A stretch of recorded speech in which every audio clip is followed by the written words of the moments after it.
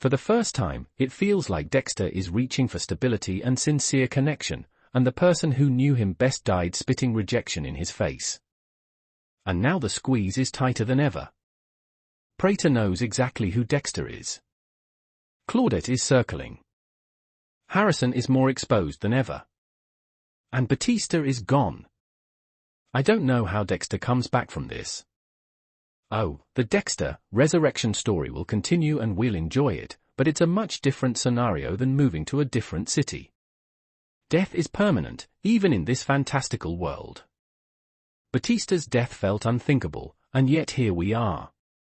But does the hunt for Dexter die with him? Or should another Miami detective step into his shoes? We've seen Quinn circling the edges this season, but is he sharp enough to connect the dots? Or should the chase belong to someone else entirely? They are just too confident that nothing bad can happen to Harrison at Gigi's. I can't see her killing him, but I am incapable of predicting what will happen, other than Harrison using what his father gave him on her. It's not. Batista aside, Dexter really needs to keep an eye on Charlie. She's vaguely threatening when she's patching him up after his fight with Gareth, telling Dexter how close he came to bleeding out from a wound to his radial artery. I've seen it happen, she notes. I've made it happen. It does look like Charlie and Prater may end up on opposite sides in the coming weeks. The tension between them keeps ratcheting up. When she points out that the exposure at the castle is less than ideal, Prater snaps back, "Do what I fucking tell you to do." I'm very curious to see how the New York Ripper ties into the season. Is he going to score a last-minute invite to Prater's final dinner party, and could it be someone we already know? Given her age, I'll rule out Gigi as a Ripper suspect, but I'd take that over her being another love interest for Harrison, given that Elsa has already been filling that thankless role. Kudos to Gigi for her bold flirtation technique, though. She implies that her arm injury has kept her from masturbating, which prompts Harrison to ask for her number. Good for her. Harrison's thinking that he could do good by joining the NYPD is laughable, but also appropriate for this series. Harrison will be following a proud family tradition. The Morgans love being cops almost as much as they love using their positions to murder or cover up murders. Was anyone else irked by the fact that it was fully dark out when Dexter landed back in New York at 4:35 p.m.? Perhaps there was a total solar eclipse that the show. Thankfully, that doesn't inspire Dexter to unmask himself to Prater, which I suspect would end poorly.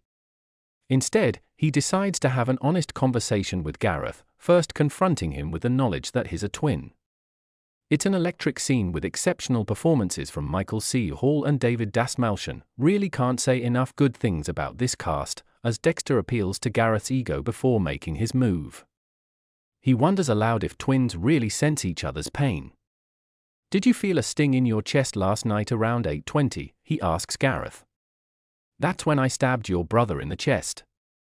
Dexter knows exactly what he's doing when he reveals himself to be a killer of killers. It's an invitation for Gemini to attack. With Prater, Charlie, and Al watching from a distance, Gareth breaks his wine glass and advances on Dexter, slashing his arm. It looks like self-defense, then, when Dex gets control of the glass and fatally plunges it into Gareth's neck. In the aftermath, Dexter claims that Gareth was bragging about taking out the other serial killers as the ultimate share.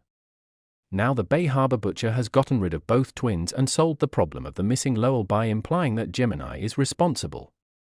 3 birds, 1 stone, Dexter's voiceover says smugly, and I'd advise him not to get too cocky here. While Prater buys his new favorite killer's version of events, Charlie isn't shy about her own suspicions, but Dexter is too busy focusing on his son to worry about Prater's right-hand woman. "Welcome to the life of a serial killer, Dad," his voiceover says as the helicopter lands back in the city. "Kill a pair of twins, then rush to a college tour with your son." Harrison's pursuit of doing good has led him to the Collins College of Criminology, which is mostly just an excuse to introduce a new love interest, Emily Kimball's Gigi, and tell us a little more about the New York Ripper. When Dexter arrives late, given the day he's had, who can blame him?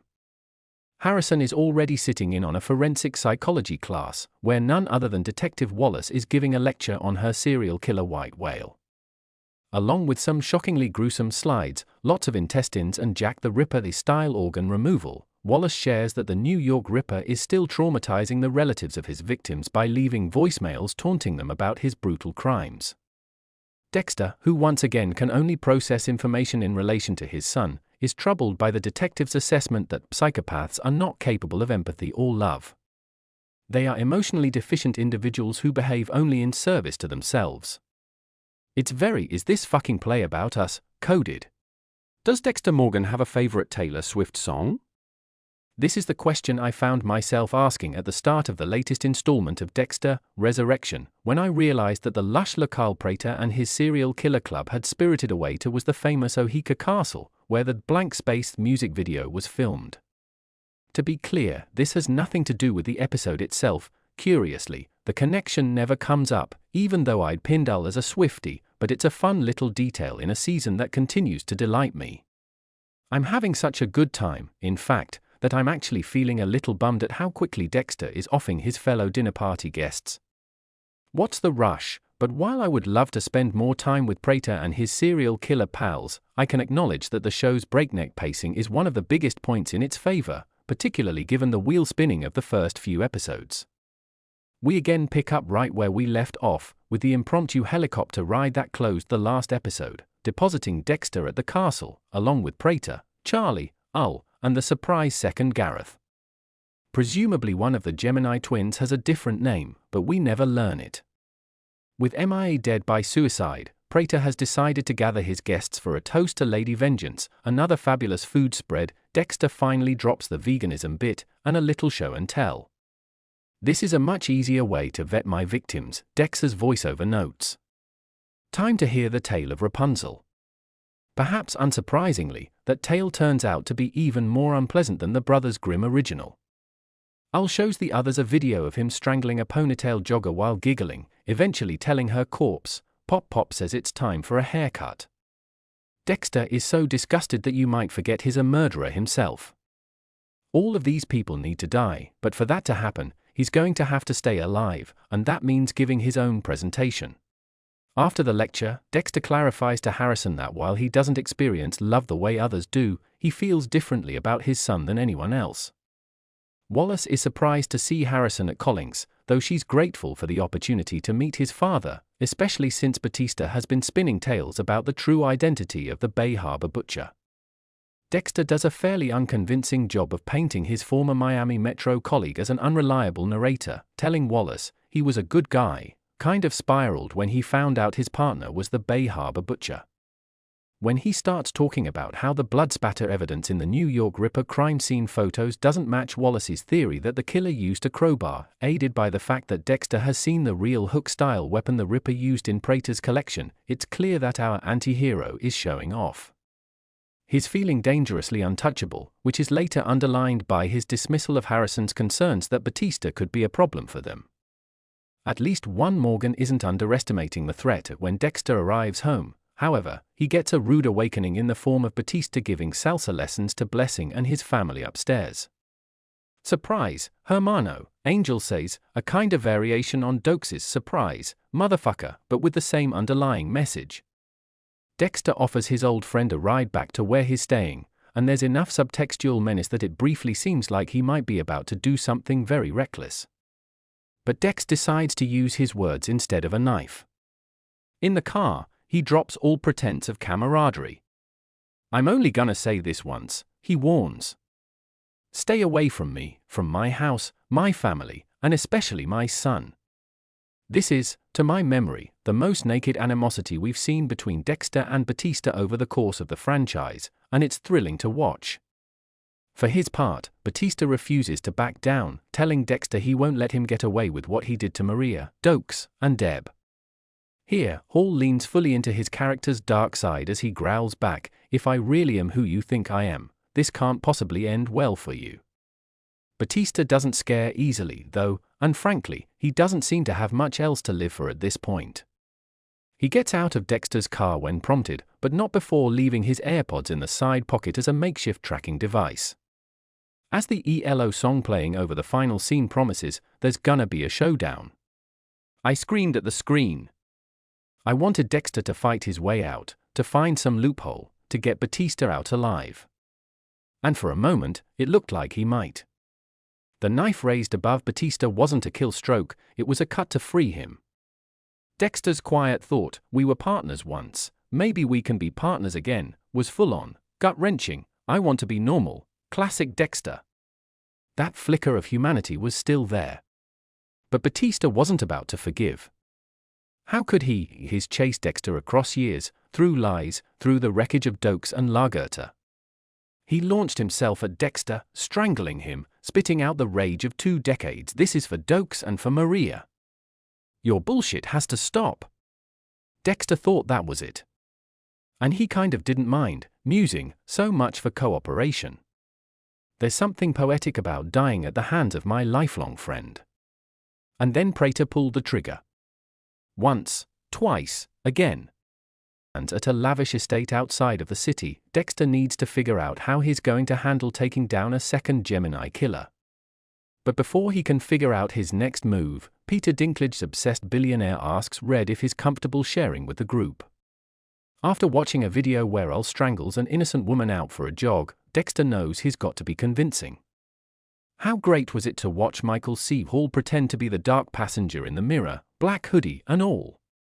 He's able to impress Al and Prater by pretending that the dark passenger is a mask Red takes on and off. Prater even shares with Dexter in return, revealing later how he met his very first killer. It was the man who killed his parents, and that man's story utterly fascinated him. But while Dex is able to satisfy the man in charge, Gareth grows more and more suspicious. It's odd to him that people keep dying around them shortly after a new guy joins their gang. Dexter knows it's a problem he needs to solve, and fast, so he confronts Gareth head-on. Meanwhile, Batista tries to convince Wallace that Mia's death was not of her own doing. While he isn't exactly successful, he does get one bit of evidence out of her. Mia's fingerprints were on all of her trophies, except one. The watch Dexter planted. Doesn't get any more suspicious than that when Dexter arrives home. Batista is there dancing and having a blast with Blessing and his family. After exchanging fake pleasantries, Dexter agrees to give his old colleague a ride back to where he's staying. In the car, Dex tells him to stay away from him and his son. Batista says he's not going to let him get away with what he did to Maria, Dokes, and Deb. And becoming a rideshare driver just as a serial killer surfaces who's taking out rideshare drivers? A move right out of the Bay Harbor Butcher's playbook, says Batista. With that, Dexter kicks Angel to the curb. "If I really am who you think I am, this can't possibly end well for you," he says. "I'll take my chances, buddy," Batista replies before exiting the car. But little does Dexter know, Batista stashes his AirPods in the passenger side door. Now, he can track Dexter's every move. The plot thickens.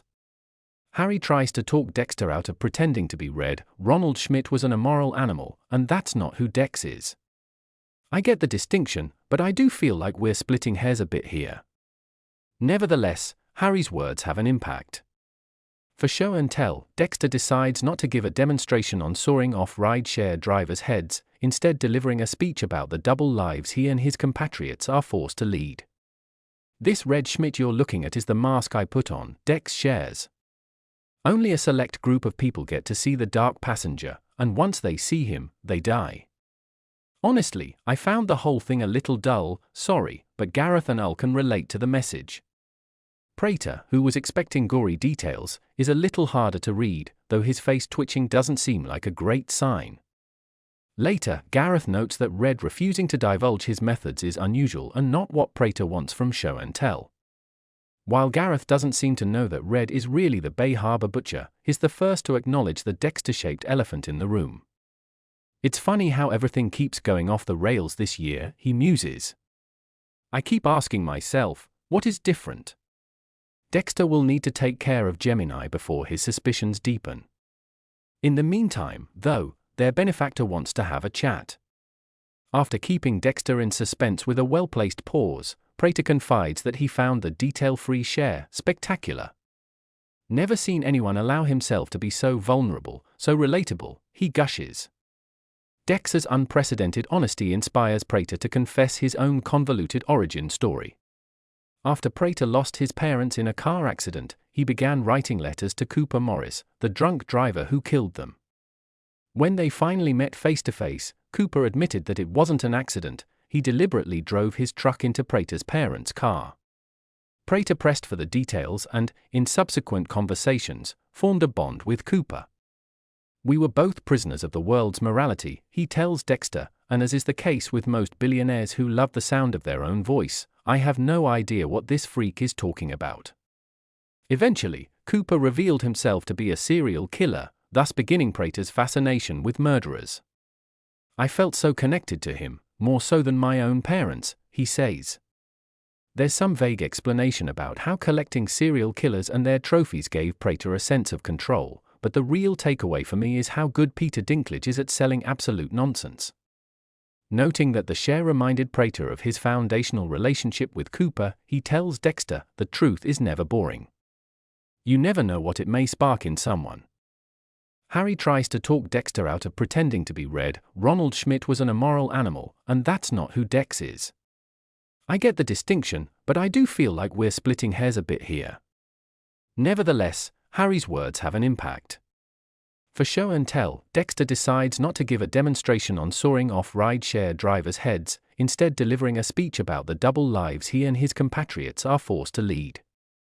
"This Red Schmidt you're looking at is the mask I put on," Dex shares. "Only a select group of people get to see the dark passenger, and once they see him, they die. Honestly, I found the whole thing a little dull, sorry, but Gareth and Al can relate to the message." Prater, who was expecting gory details, is a little harder to read, though his face twitching doesn't seem like a great sign. Later, Gareth notes that Red refusing to divulge his methods is unusual and not what Prater wants from show and tell. While Gareth doesn't seem to know that Red is really the Bay Harbor butcher, he's the first to acknowledge the Dexter-shaped elephant in the room. "It's funny how everything keeps going off the rails this year," he muses. "I keep asking myself, what is different?"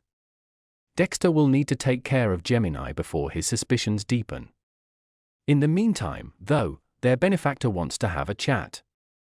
After keeping Dexter in suspense with a well-placed pause, Prater confides that he found the detail-free share spectacular. "Never seen anyone allow himself to be so vulnerable, so relatable," he gushes. Dexter's unprecedented honesty inspires Prater to... "I screamed at the screen. I wanted Dexter to fight his way out, to find some loophole, to get Batista out alive. And for a moment, it looked like he might. The knife raised above Batista wasn't a kill stroke, it was a cut to free him. Dexter's quiet thought, 'We were partners once, maybe we can be partners again,' was full-on, gut-wrenching. I want to be normal, classic Dexter." That flicker of humanity was still there. But Batista wasn't about to forgive. How could he? He's chased Dexter across years, through lies, through the wreckage of Dokes and Lagerta.